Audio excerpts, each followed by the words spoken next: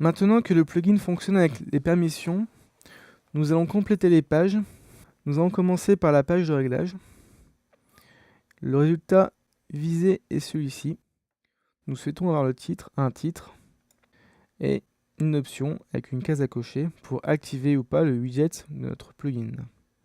Si je coche la case et que je mets à jour les options, on voit bien que si je reclique, l'option est cochée. Si je décoche et je mets à jour, hop, elle est décochée. Pour cela, dans la fonction Event Page Option que nous avons spécifié dans le menu Réglages, ici, nous allons y placer le code HTML. Il y a autant de classes pour que le design corresponde à celui de WordPress. Donc on a bien le titre sur les événements, le tableau pour correspondre au design, le widget qui correspond à la colonne de gauche, la checkbox pour activer ou pas les widgets des événements à venir, hop, qu'on retrouve ici, et le bouton pour envoyer et soumettre les modifications qu'on retrouve ici. Lorsqu'on clique sur mettre à jour les options, dans notre code, on va rentrer dans la condition post update event option. On va tester si la case est cochée. Si la case est cochée, on va attribuer la valeur 1 à la event widgets. Sinon, on va lui attribuer la valeur 0. On essaiera ensuite de mettre à jour l'option.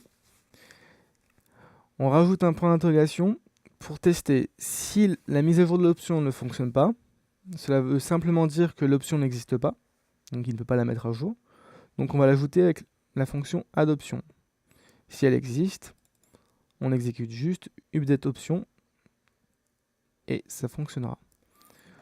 Pour mettre à jour ensuite le formulaire, pour que ça corresponde à l'option qui est en mémoire, en base de données, on utilisera la fonction getOption avec le nom de l'option qu'on utilise, donc event widget, nom de l'option qu'on retrouve dans le name HTML, dans le post, dans le tableau des données post, ainsi que lorsqu'on souhaite mettre à jour ou ajouter l'option.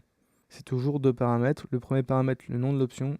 Le deuxième paramètre, la valeur de l'option. On récupère la valeur de l'option, on caste dans un it, ce qui veut dire qu'on vérifie que c'est bien un chiffre. Ensuite, dans le code HTML, on fait une vérification tout simple. Si eventWidgets égale 1, alors j'affiche le code HTML pour la cocher, sinon je n'affiche rien. Ce qui nous permet de gérer les deux cas, cocher, décocher.